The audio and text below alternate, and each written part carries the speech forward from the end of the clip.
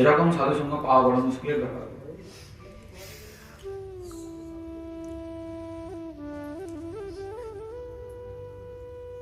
হরে কৃষ্ণ কৃষ্ণ কৃষ্ণ হরে হরে, হরে রাম রাম রাম হরে হরে।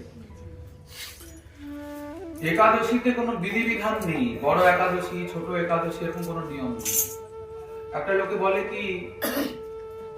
কি উত্থান একাদশীতে একাদশী কি তোলা হয়।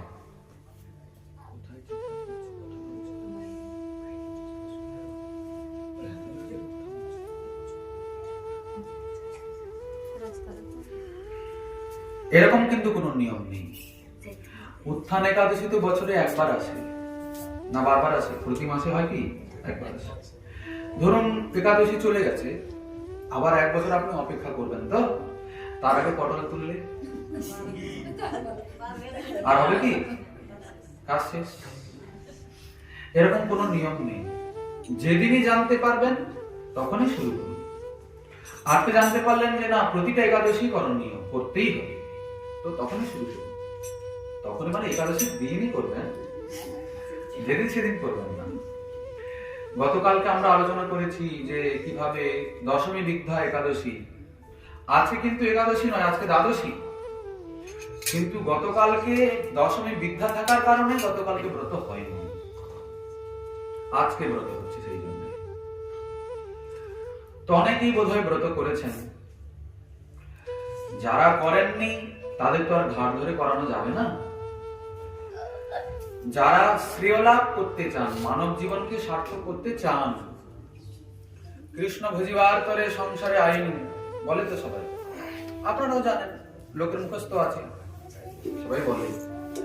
তো কৃষ্ণ ভজন করতে হলে তো ভজনের নিয়মগুলো পালন করতে হবে।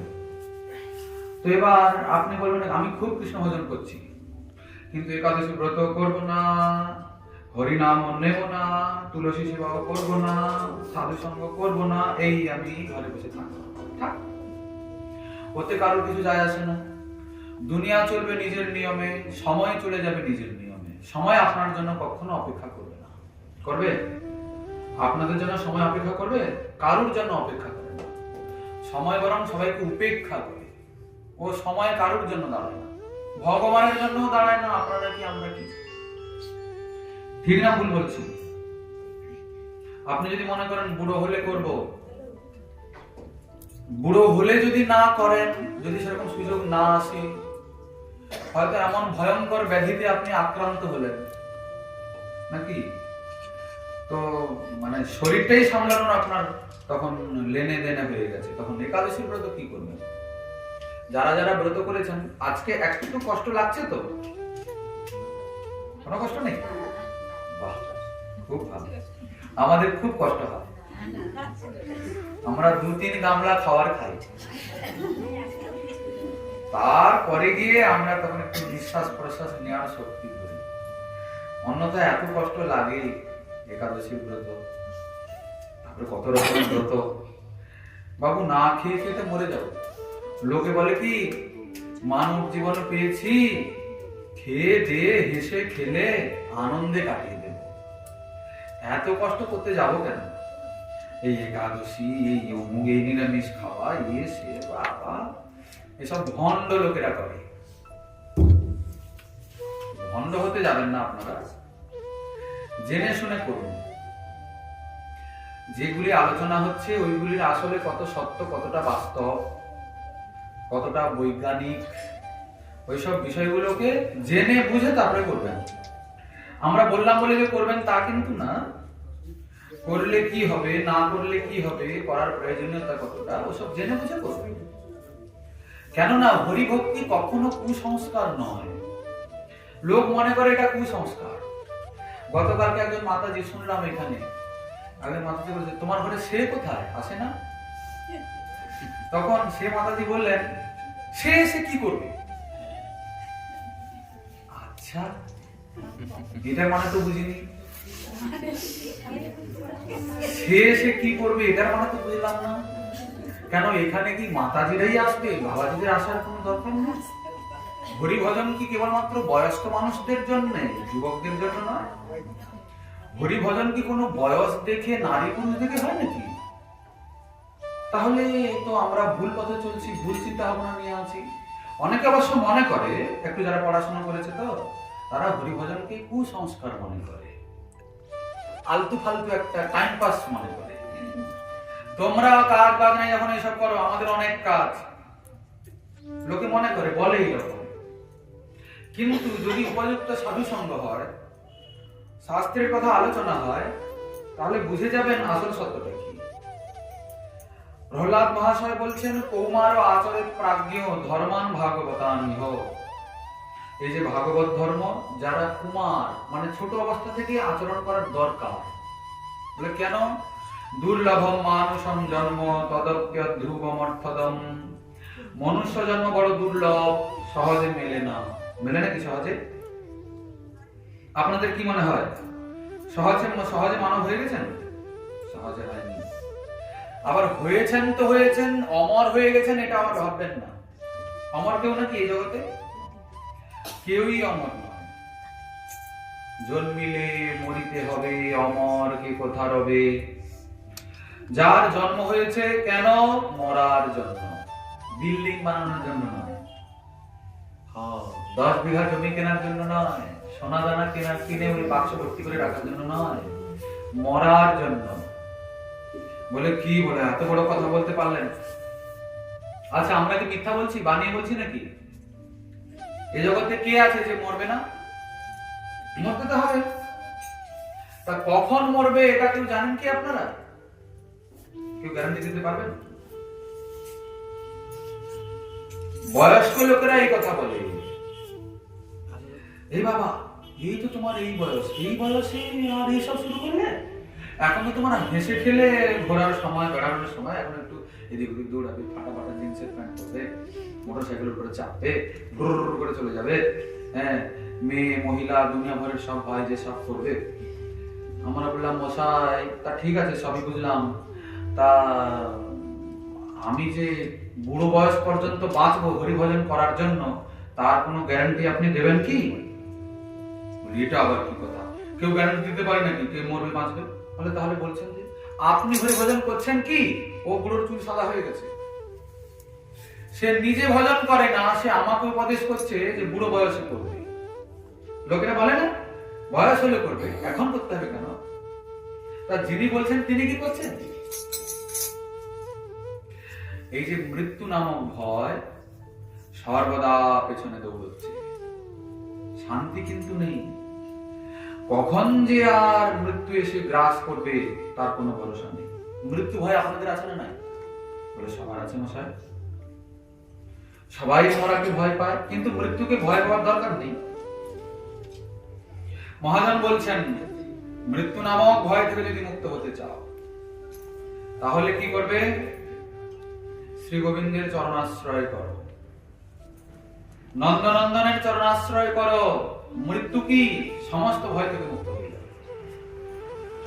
হ্যাঁ, ভাগবত বলেছেন, তস্মাৎ ভারত সর্বাত্মা ভগবান ঈশ্বর হরি শ্রোতব্য কীর্তিতব্যশ্চ স্মর্তব্য স্মেচ্ছতা অভয়ম। পরীক্ষিত মহারাজ শুকমুনিকে জিজ্ঞাসা করছেন, যারা মরণ উন্মুখ, মৃত্যু যার সামনে দাঁড়িয়ে আছে, তার কি করার দরকার? কৃপা করে আপনি বলুন। কি আমাদের সামনে মৃত্যু দাঁড়িয়ে আছে কি নেই?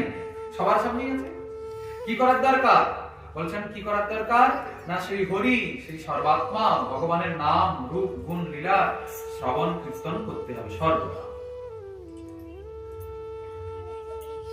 গোবিন্দ দাসজি গাইছেন, ভজ ঘুরে মন শ্রীনন্দনন্দন অভয় চরণার বৃন্দরে। ভজ ঘুরে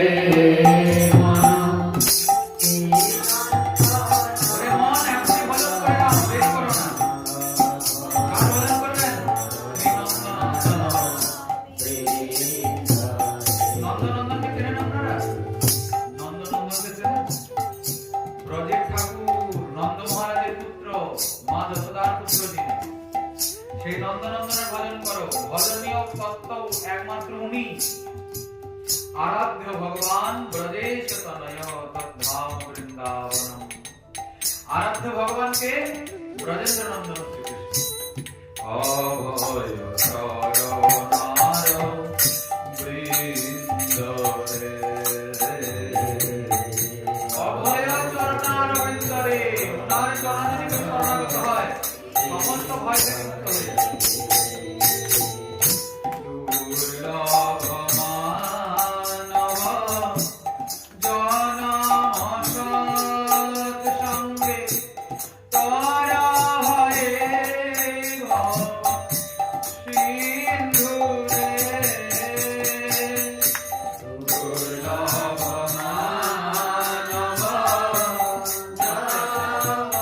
দুর্লভ মানব জনম সৎসঙ্গে, মানব জনম আবার পাবেন ভরসা আছে? পেয়েছেন যখন, তখন সাধু সঙ্গে হরিভজন করে নিলেন। দুর্লভ মানব জনম সৎসঙ্গে তরহ এ ভব সিন্ধুরে। কেন আমাদের দুর্গতি কিরকম? পুনরপি জনমম পুনরপি মরণম পুনরপি জননী জঠরে শয়নম। বারবার জন্ম হচ্ছে, বারবার মরছি, বারবার মাতৃগর্ভে আসছি, বারবার ত্রিতাপ জ্বালা ভোগ করছি। ওই ত্রিতাপ জ্বালা ভবসাগরে হাবুডুবু খাচ্ছি। এর থেকে মুক্ত হতে হলে কি করতে হবে? সাধু সঙ্গে হরি কথা শ্রবণ করে হরি ভজন। তর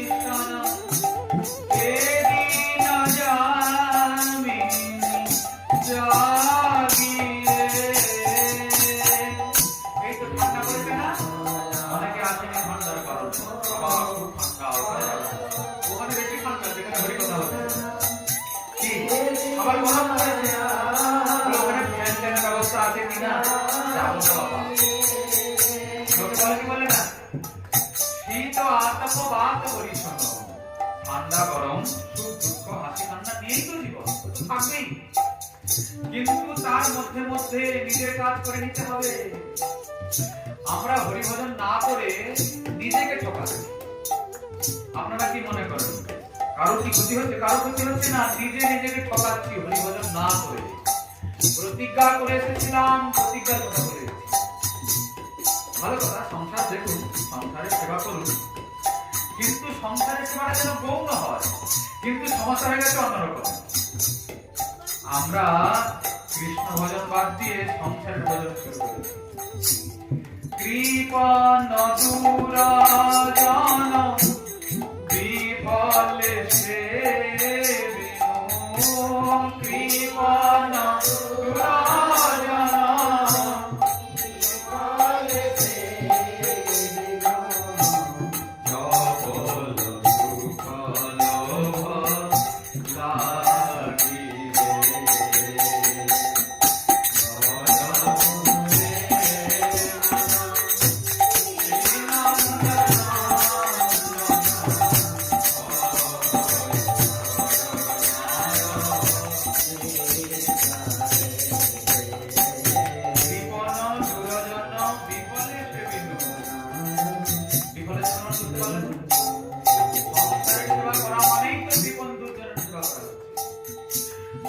সুখ লোভ লাগিবে। যে দেশে নিতাই নাই সে দেশে না যাব, নিতাই বিমুখ জনার মুখ না হেরিব। তাহলে সংসারের বাঁচতে পারবো না। সবাই তো নিতাই বিমুখ। নিতাই উন্মুখ কজন পাবেন?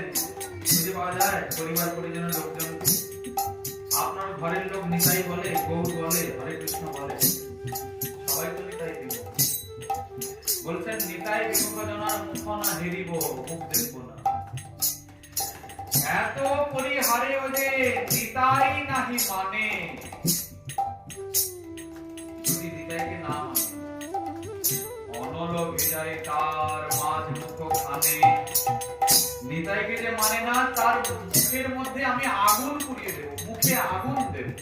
এরে বাপরে বাপ, ভয়ঙ্কর কথা মহাদেব। আমরা বলছি না, কিন্তু আপনারা খারাপ বলছেন, আমাদের কথা, আমরা এত বড় কথা বলছি। হ্যাঁ, কি ভয়ঙ্কর কথা। আমরা কি করছি? ত্রিপন ও দুর্যোধনের সেবা করছি সংসারে। কি যতই সংসারে করুন না কেন, শেষে অপবাদই মিলবে, লাথি খেতে হবে, হয় না বাবু? আমরা তো জানি না, আপনারা বেশি জানেন। চপল সুখ লোভ লাগিরে, ক্ষণিকের সুখ লাভ করার জন্য সংসারের সেবা আমরা করছি। জামাই এসছে, ভালো মন্দ খাওয়ালাম, খুব ছাগল মুরগি সব যত রকমের ছিল, বাজারটাকে উঠিয়ে এনে সব খাওয়ালাম। যদি একটু রান্নায় নুনটা বেশি হয়ে গেছে, এত পরিশ্রম সব জামাই নিন্দা করে করে মেয়েটাকে ঘরে রাখতে দিচ্ছে। ঠিক না ভুল বলছি? আবার যদি লবণ টবণ সব ঠিক আছে, তাহলে জামাই না হয় একটু প্রসন্ন, বাস ওইটুকুনি পাওয়ার জন্য সর্বস্বকে দিয়ে সংসারে সেবা করছে। গোবিন্দের জন্য কি? জন্য বললাম, ঠিক না? আবার জামাই বাড়িতে আসলে তাও দেওয়ারও সময় হয় না। কি সকাল থেকে উঠেই তো সেবা লেগে যায়, কিনা? সকালে পেঁয়াজি ভাজতে হবে, মুড়ি খাবে, লুচি খাবে, ঘুগনি খাবে, দুপুরে আবার কত রকমের সব হবে, সন্ধ্যায় আবার ফুচকা খাবে, পিজা পাস্তা খাবে, রাত্রে আবার পার্টি সার্টি হবে, কত সমস্যা থাকে কি থাকে না? হ্যাঁ, হয় সবার এই জন্য হয়ে যাচ্ছে। কিন্তু সাবধান, সময় নেই। এসবের মধ্যে আর কতকাল কাটাবেন? এই সব দুর্যোধন বিপদ। মহাজন বলছেন, দেখো এদের পরিচয় কি? এ ধন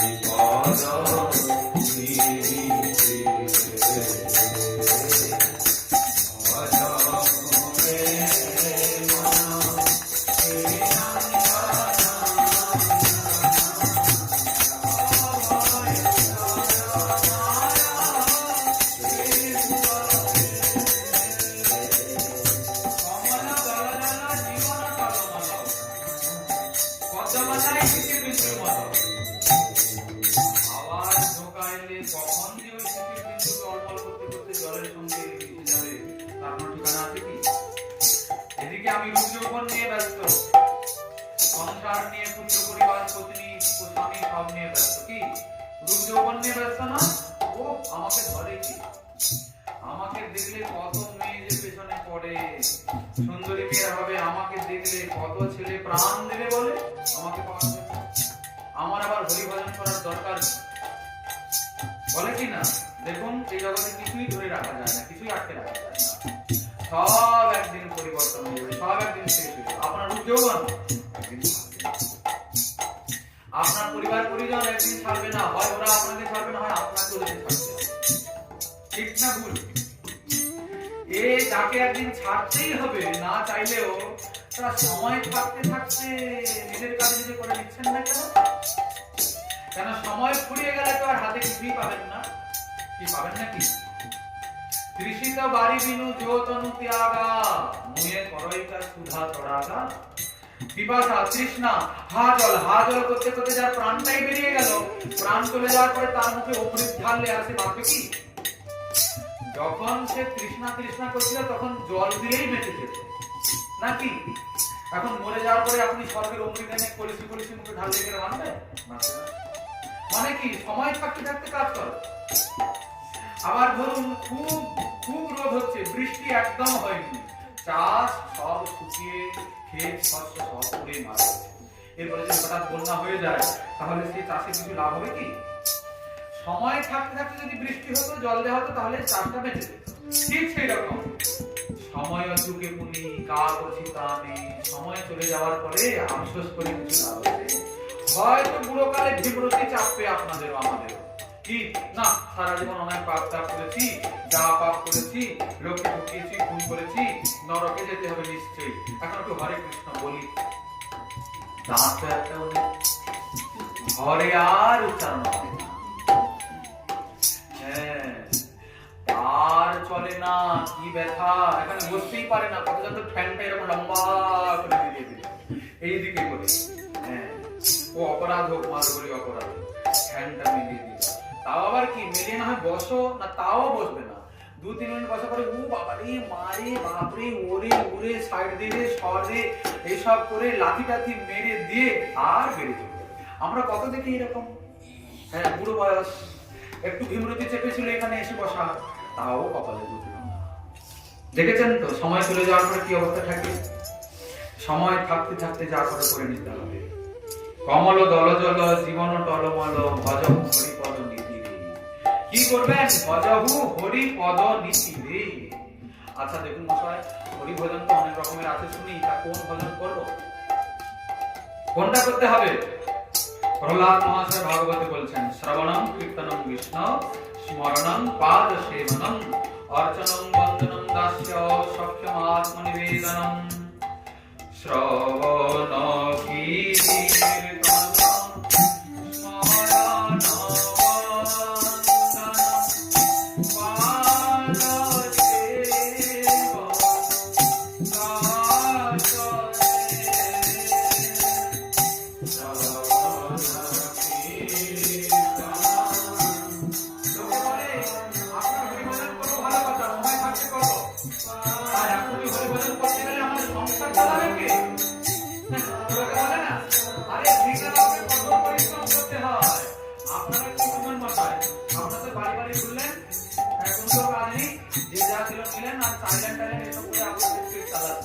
আমাদের কঠোর পরিশ্রম করতে হয়, রাত নাই দিন নাই, আমরা যারা দুনিয়া দৌড়ে কাজ করি।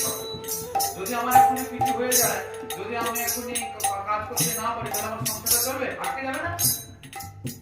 তাহলে ভুল হবে।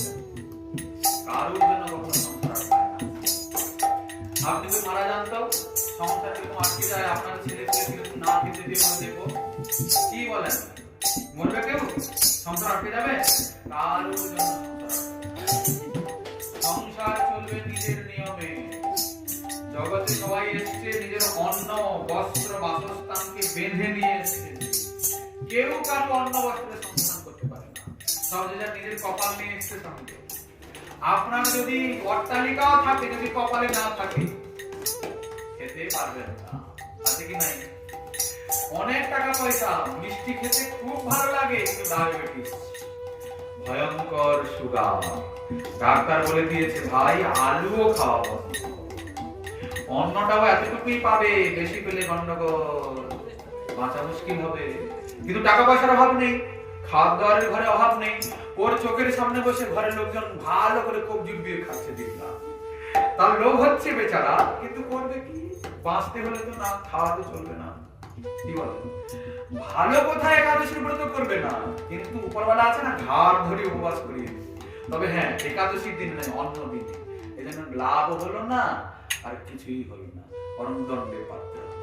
কি বাপ মা মারা গেলে কদিন না খেয়ে থাকতে হয়? একাদশী ব্রত করবে না, না করবে, ঘাড় ধরে করানো হবে। তবে একাদশীর দিন তো করতে পারলে না ব্রতটা, উপবাস, লাভ হলো না, কিন্তু কষ্ট পেতে হলো তোমাকে। অতএব সময় থাকতে থাকতে কাজ করে নিতে হবে। হ্যাঁ, সারা দুনিয়ার চিন্তা বাদ দিতে হবে। দুনিয়া বলছি না, চলবে নিজের নিয়মে, কেউ কারোর সংসার চালাতে পারে না, কেউ কারোর পেট চালাতে পারে না। অনেকে মনে করে আমার জন্য সংসারটা চলছে, আমি সংসারের মালিক। বলে কি বলে না লোকে? একদম ভ্রান্ত ধারণা, একদম ভ্রান্ত ধারণা। কই আপনি জানতো তারপরে কিরকম আপনার সংসার চলে না দেখা যাবে। কি আপনারা কি মনে করেন না সংসার চলে না? আমাদের শ্রীমদ্ ভাগবতের প্রধান টিকাকার সর্বপ্রথম শ্রীধর স্বামী পাদ। তিনি অনেকদিন থেকেই চিন্তা করছেন যে আমি সংসার ছেড়ে পালাবো, সন্ন্যাস নেব।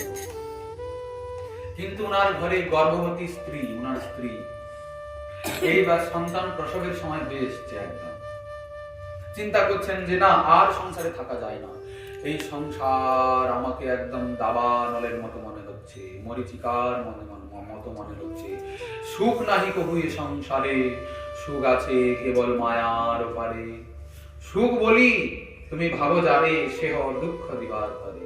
আছে সুখের আকার সর্বাত্মা গিরিবার পারে।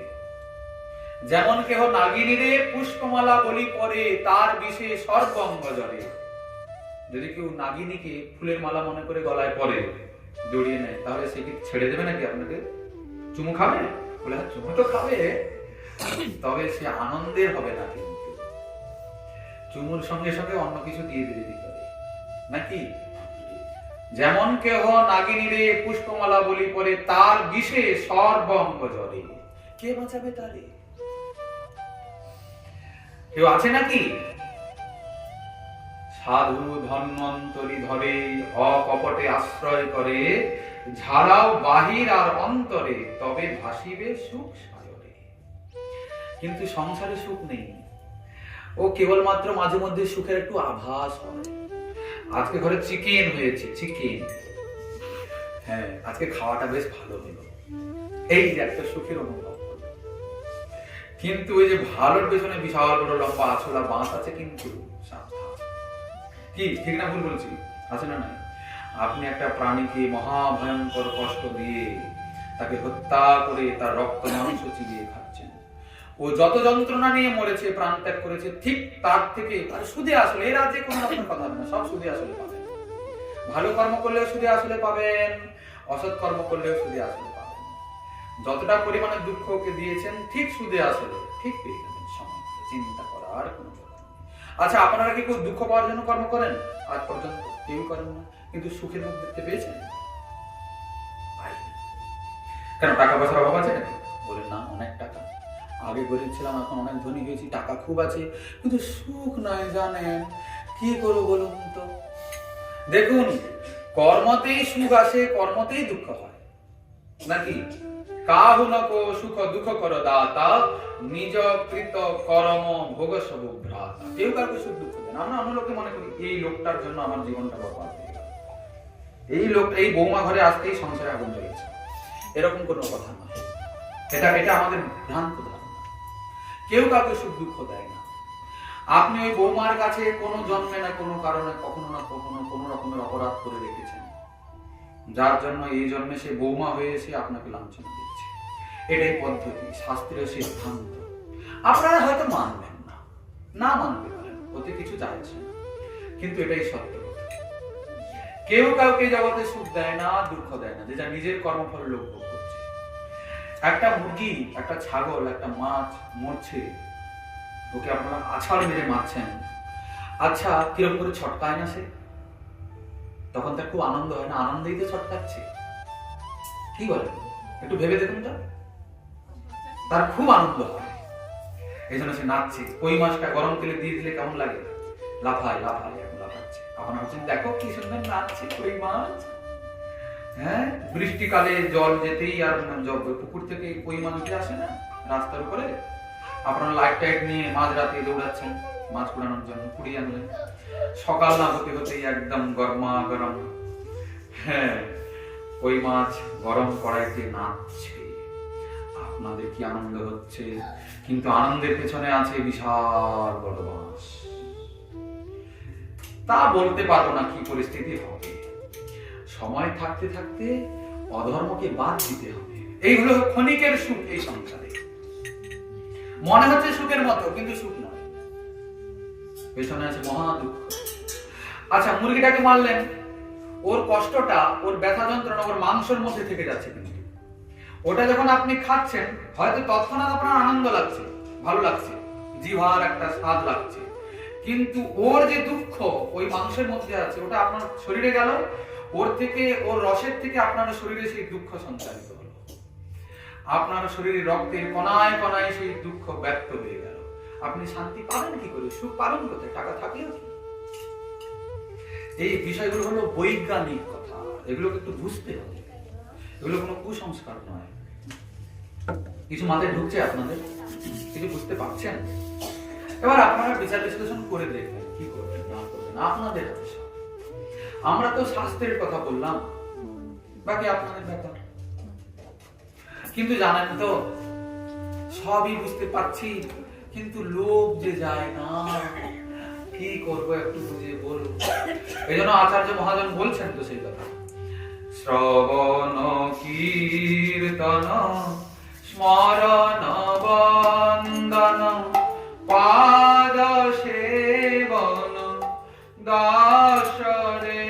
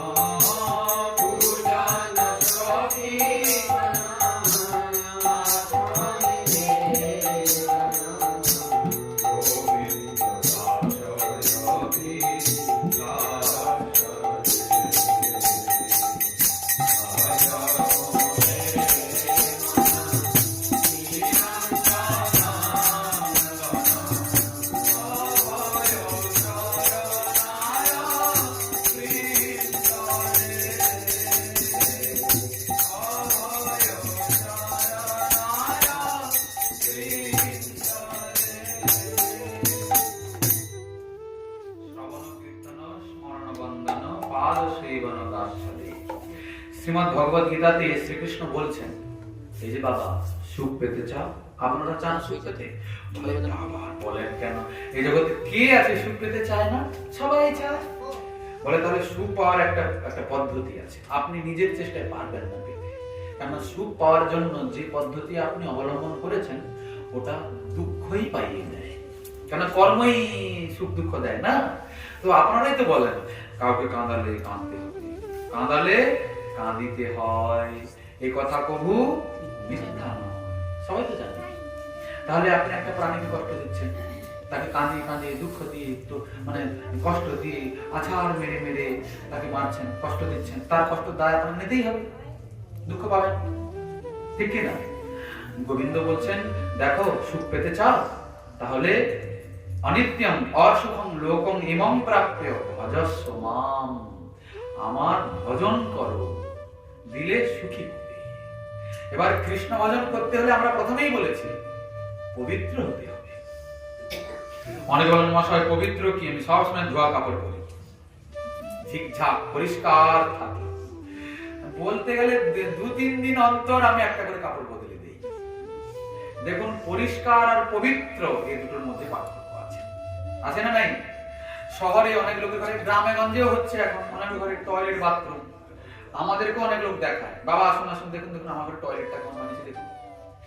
বাবা কি স্টাইল টাইল বসি, বাবারি সে কি ঝিকঝাক, ওর ভিতরে এসি বসানো আছে, কাঁচ বসানো আছে, মুখ দেখবে, তারপর ওর ভেতরেই সবকিছু, ওর ভেতরে মানে ঘুমিয়েও পড়া যাবে, এত সুন্দর বানানো আছে, বুঝেছেন তো?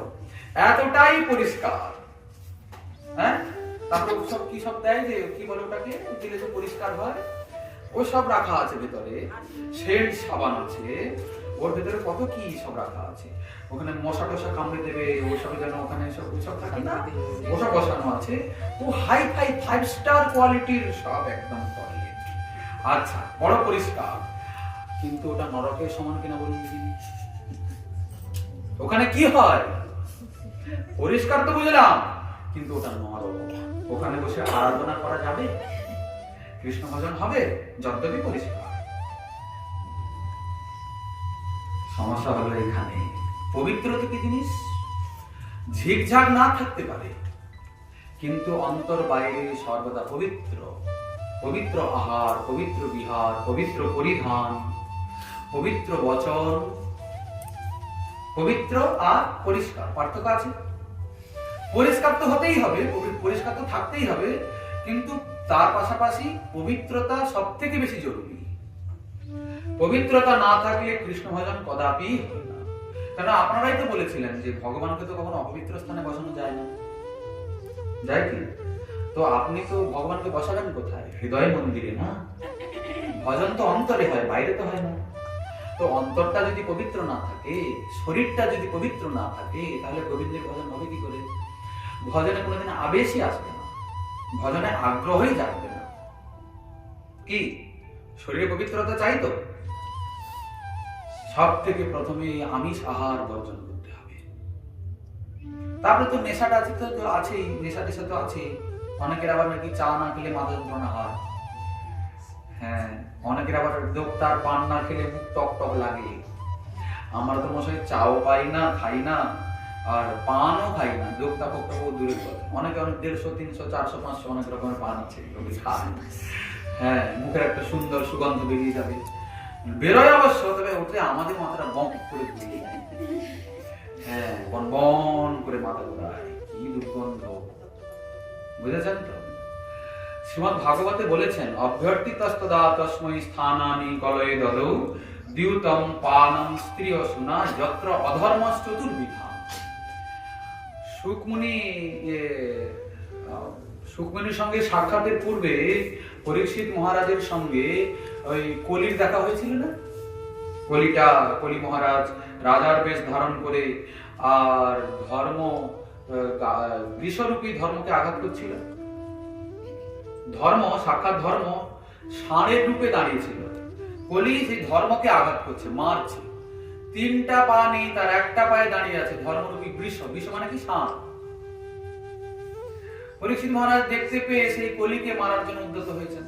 আমার রাজ্যে গো হত্যা, গরুর উপরে অত্যাচার আমি কখনোই সইব না, আমি তোকে খুন করে দেবো। যেমনি তরবারি নিয়ে সেই রাজারূপী কলিকে মারার উদ্যত হয়েছেন, কলি তৎক্ষণাৎ পায়ে পড়েছে, ক্ষমা করুন, আমি আপনার শরণ নিলাম। তো নিয়ম আছে, যদি কেউ রাজার শরণাগত হয় তাহলে রাজা তাকে বধ করতে পারবেন না, প্রাণ নিতে পারবেন না।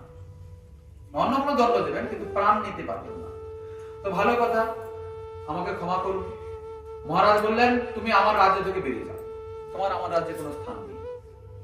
কলি বলেছে, প্রভু মহারাজ, পুরো শশাগরা পৃথিবী একছত্র অধিপতি আপনি, আমি যাবো কোথায়? সবই তো আপনার।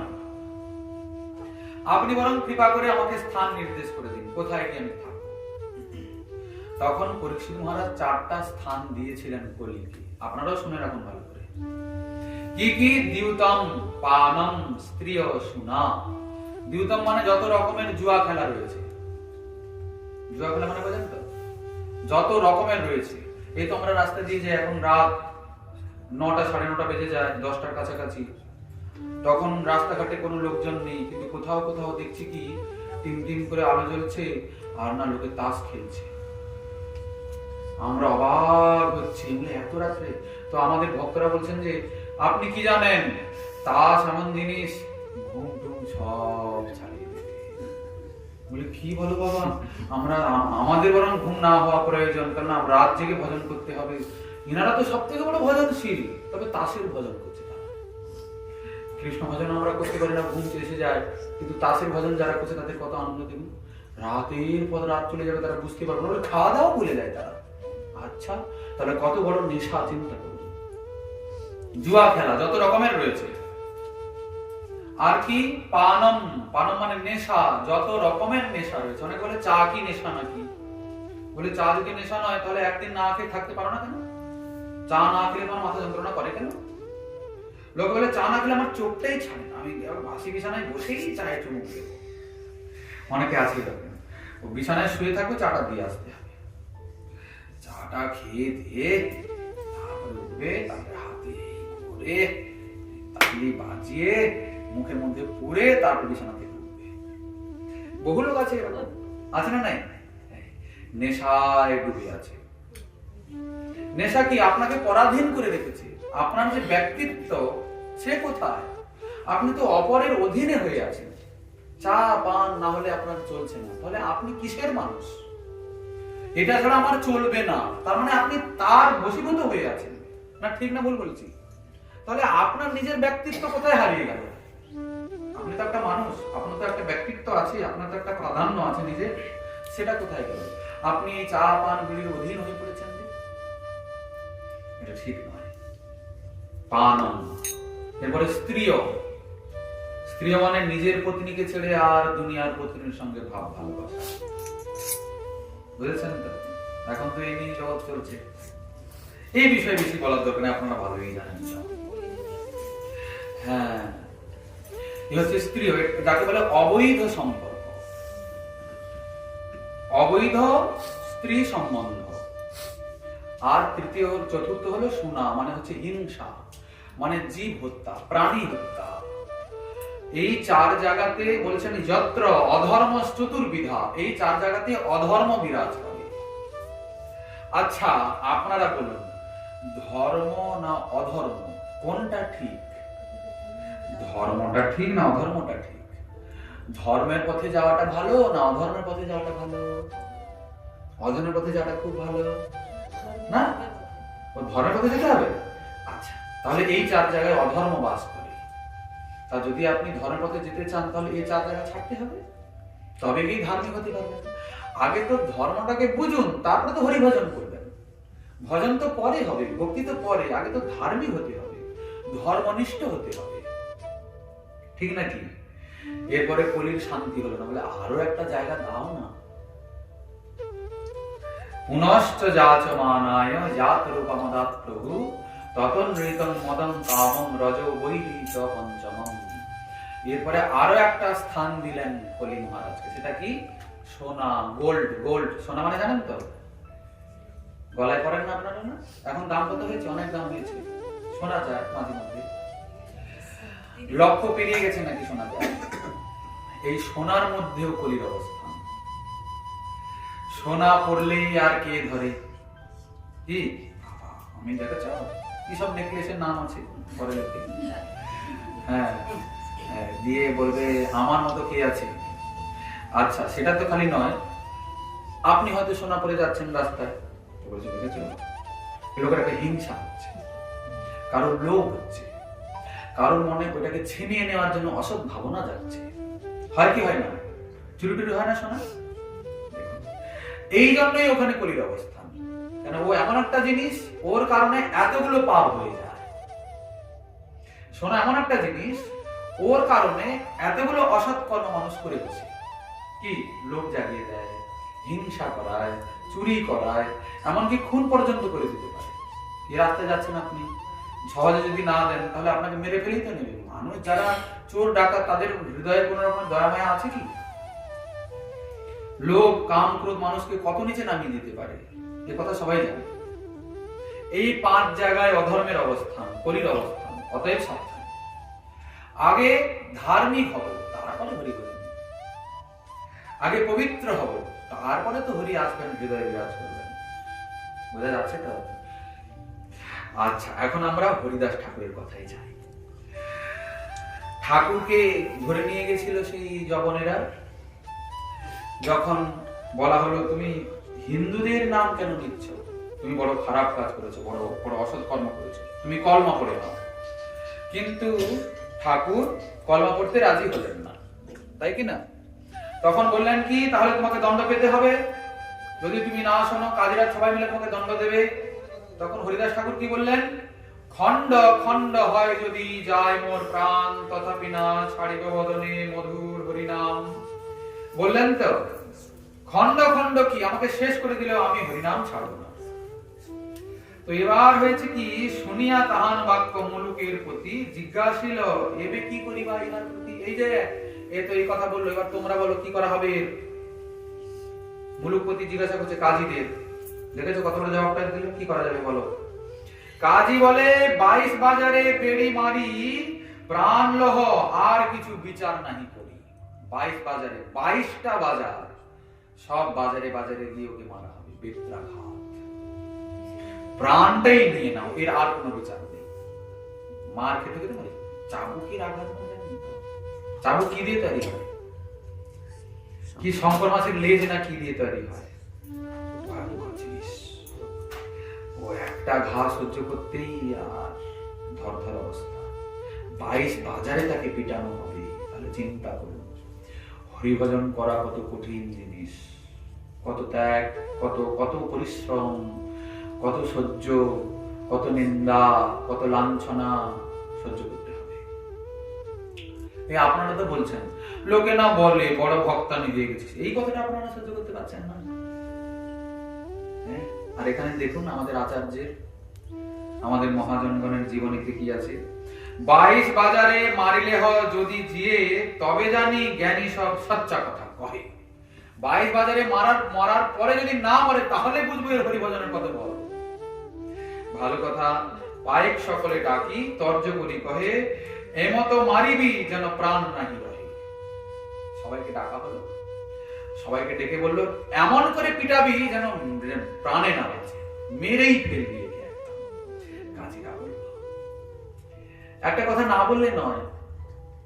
অনেকে এখন বলেন, অনেকে এখন চিন্তায় আছেন, দুঃখে আছেন, বলে আগে ওদের জবনদের সংখ্যা ছিল কম, এখন অনেক বৃদ্ধি হয়েছে। এই নিয়ে সনাতনীদের বড় চিন্তা।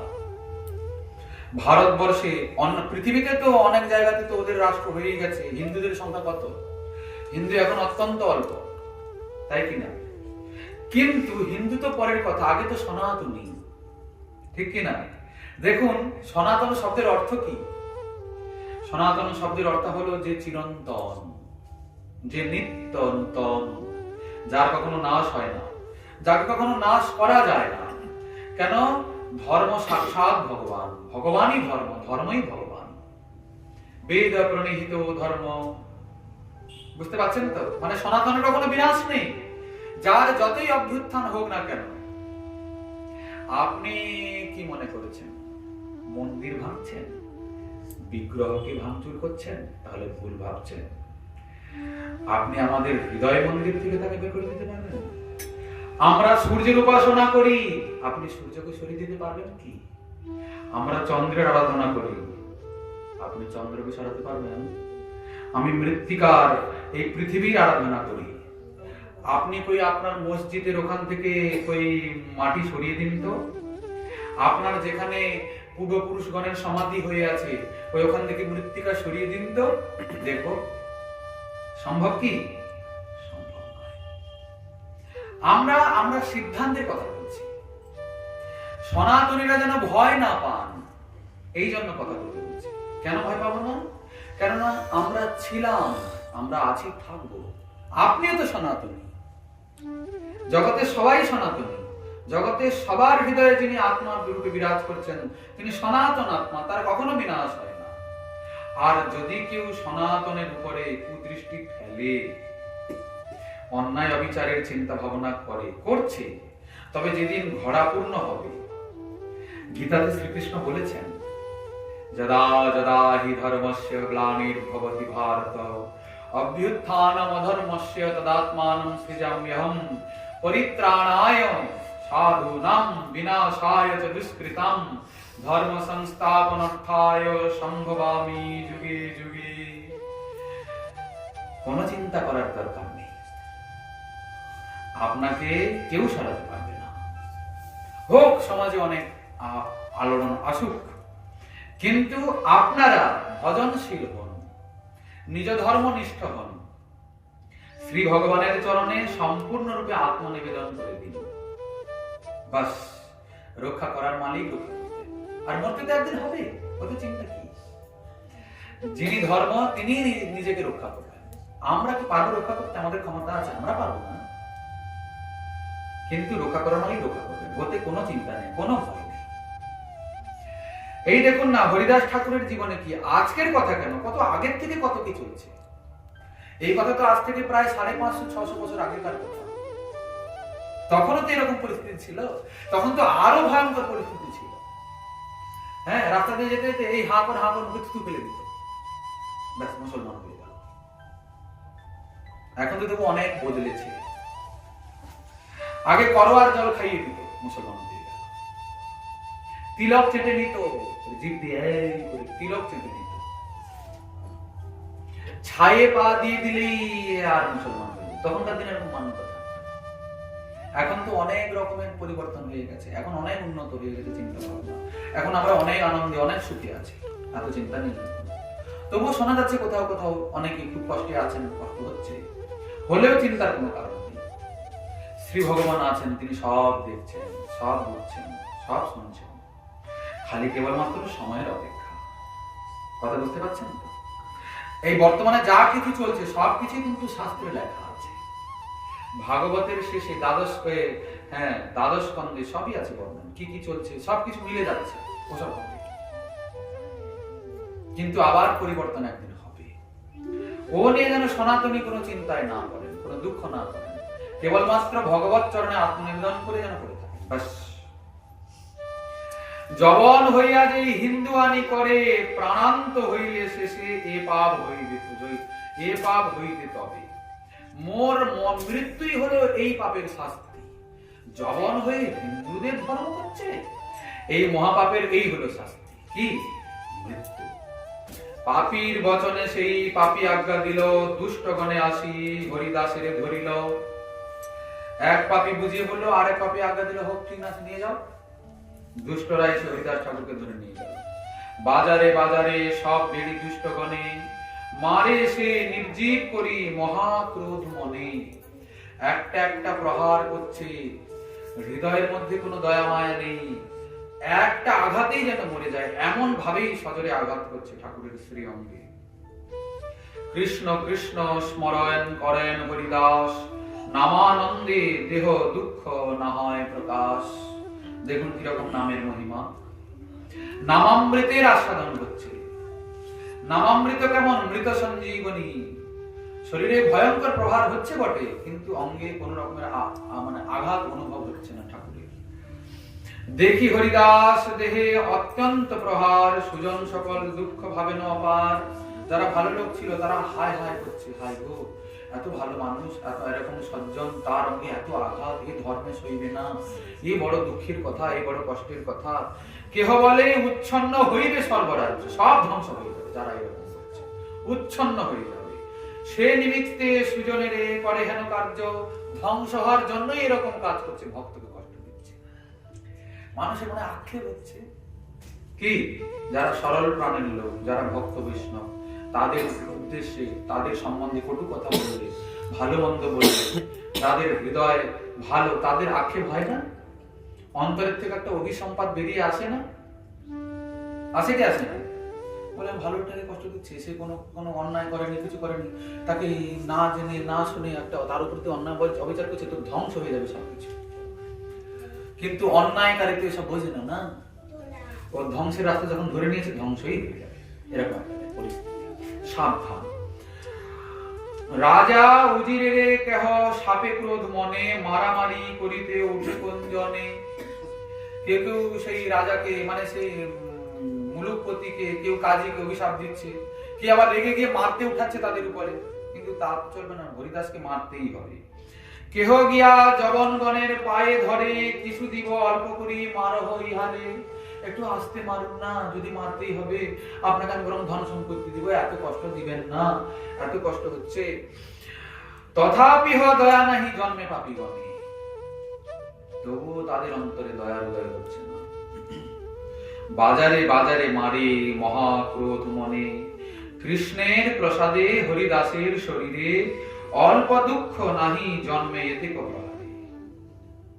গোবিন্দের কৃপায় একটুও কষ্ট পাচ্ছেন না হরিদাস। আসলে আঘাত তো লাগছে গোবিন্দের অঙ্গে, গৌরাঙ্গের অঙ্গে। হরিদাসের কষ্ট হবে কেন? কেন অন্য জায়গায় আঘাত লাগছে? মহাপ্রভু বলেছেন, দীক্ষা কালে শিষ্য করে আত্মসমর্পণ, সেই কালে কৃষ্ণ তারে করে আত্মসম। সেই দেহ করে তার চিদানন্দময়, অপ্রাকৃত দেহে কৃষ্ণের চরণ ভজয়। প্রভু কহে বৈষ্ণব দেহ প্রাকৃত প্রভু নয়, অপ্রাকৃত দেহ ভক্তের চিদানন্দময়। ভক্তের অঙ্গটা কেমন? অপ্রাকৃত। কেউ যেন ভুল করেও কৃষ্ণ ভক্তের প্রতি কোনো অন্যায় আচরণ, অন্যায় কথাবার্তা না বলেন।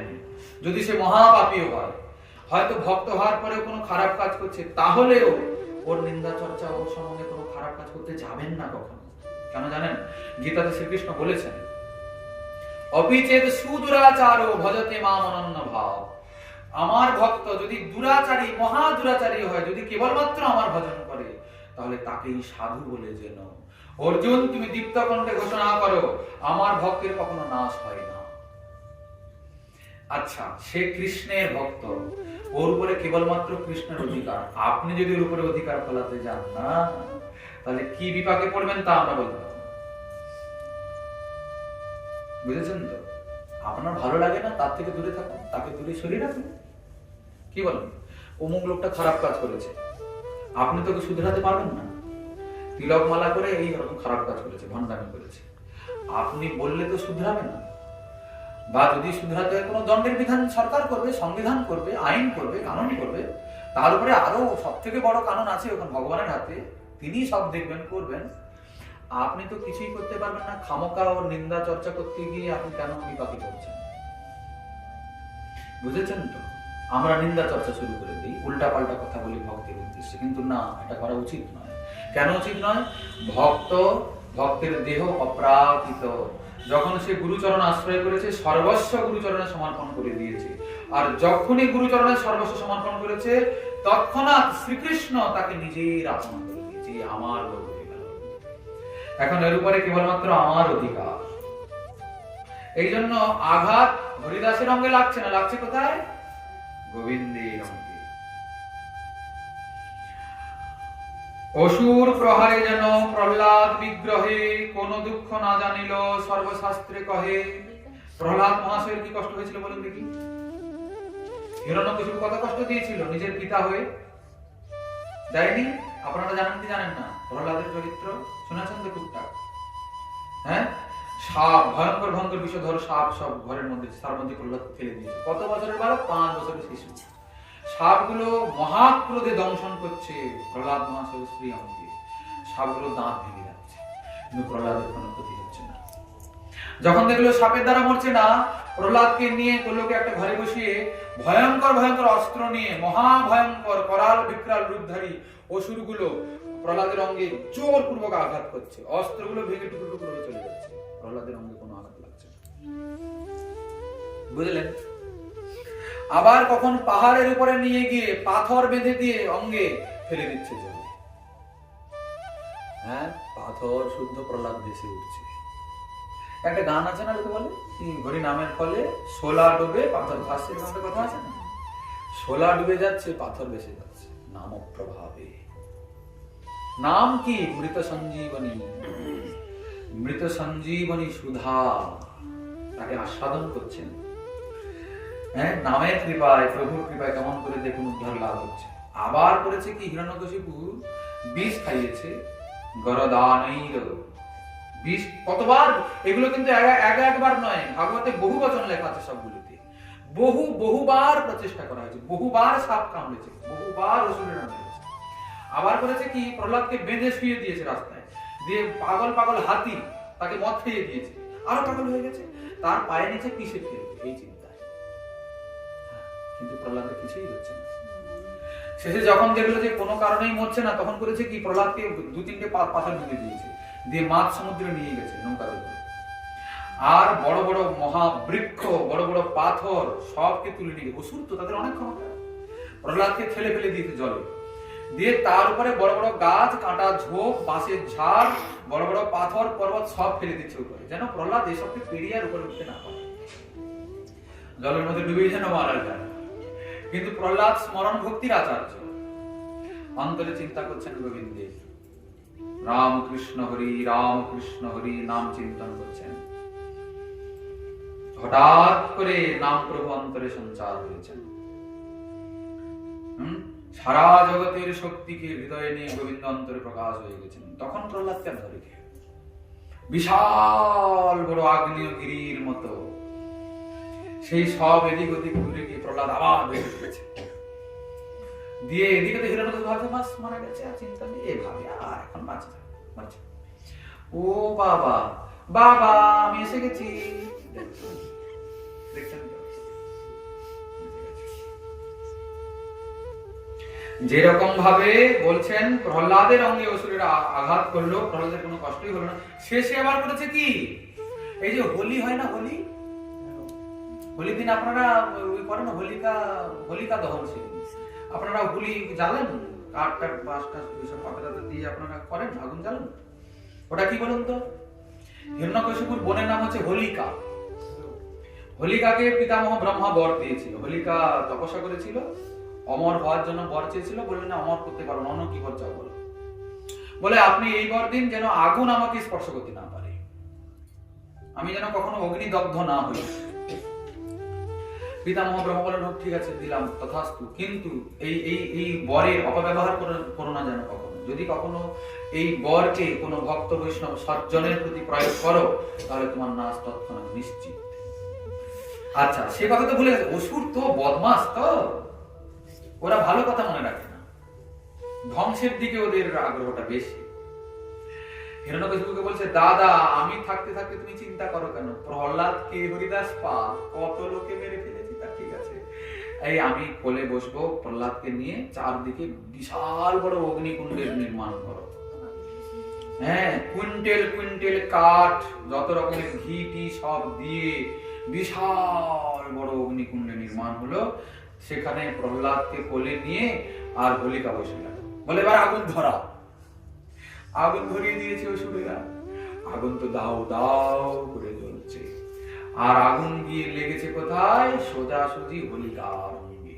হোলিকা বলছে, পুড়ে মোলাম, আমার কি হলো, কি হলো, বাঁচাও বাঁচাও, দাদা বাঁচাও, কাকা বাঁচাও, মা বাঁচাও, বাবা বাঁচাও, তখন কেউ বাঁচায় না। শেষে সে পিতামহ ব্রহ্মাকে দোষ দিচ্ছে, এ দেবতারা সব মিথ্যাবাদী, সব বদমাইশ। পিতামহ ব্রহ্মা আকাশে এসে গেছেন, বলে এই বদমাশের ধাড়ি, আমাকে কেন মিথ্যাবাদী বলছিস রে?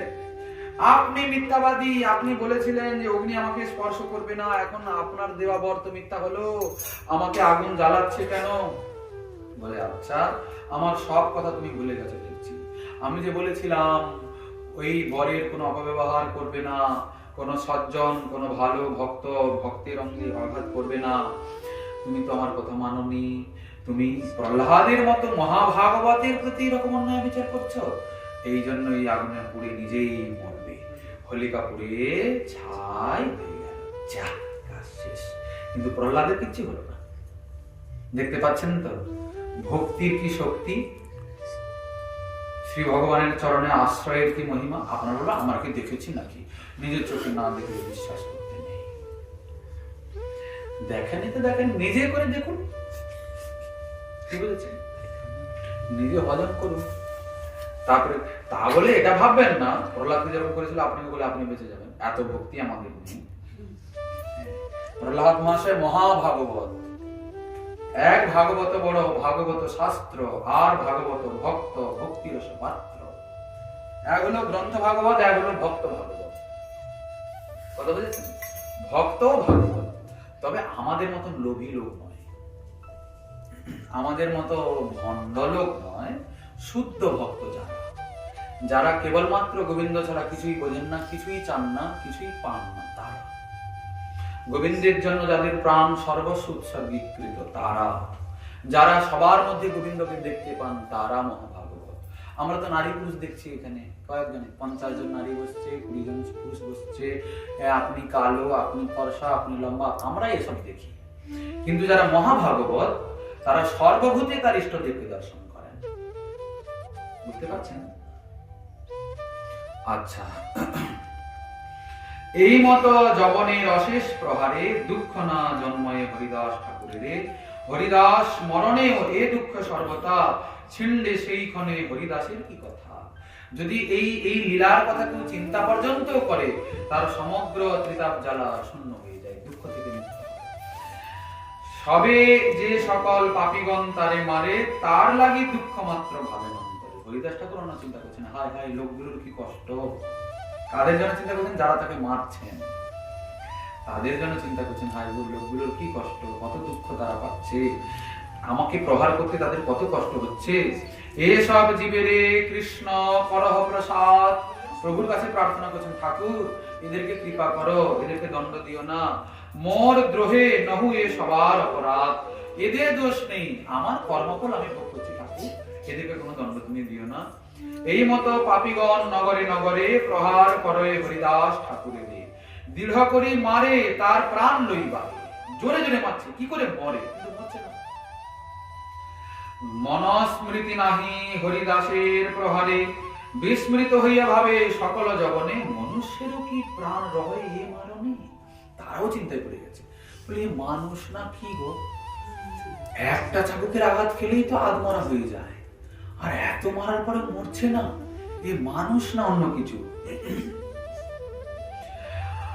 2-3 বাজারে মারিলে লোক মরে, 2-3 বাজারে মারলেই তো মরে যায়, 22 বাজারে মার খেলো, 22 বাজারে মারিলাম যে ইহারে, মরেও না আরো দেখি হাসে ক্ষণে ক্ষণে।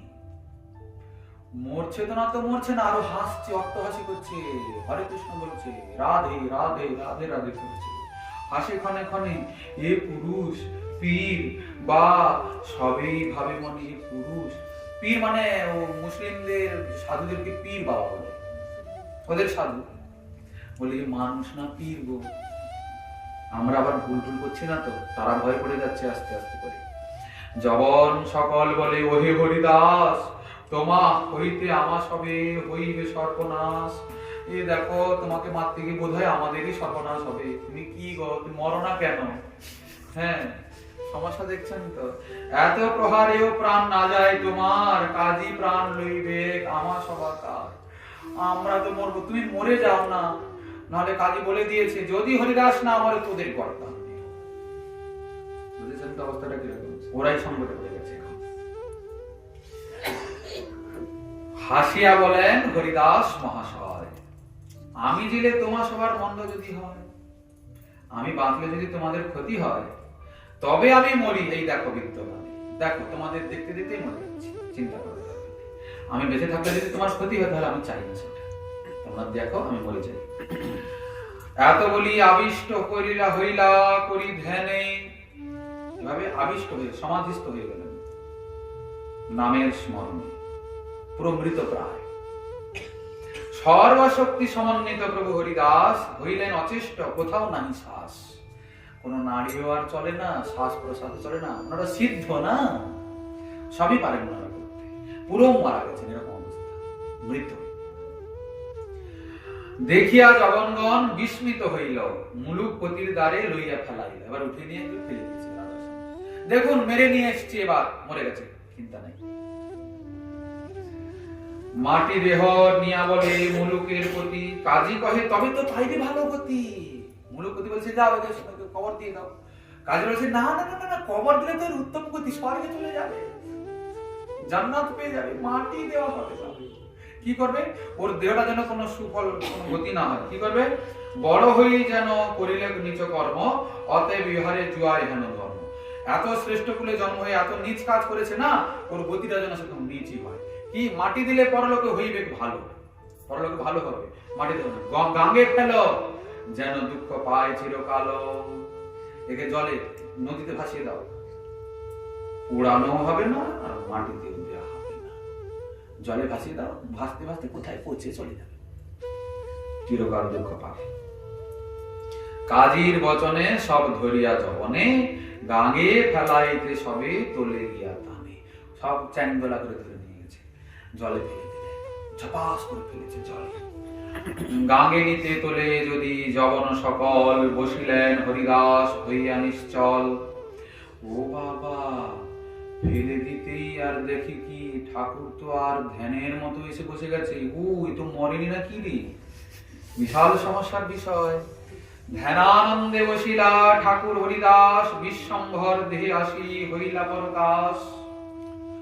বিশ্বম্ভর গৌর হরি হরিদাসের অঙ্গে এসে প্রকাশিত হলেন।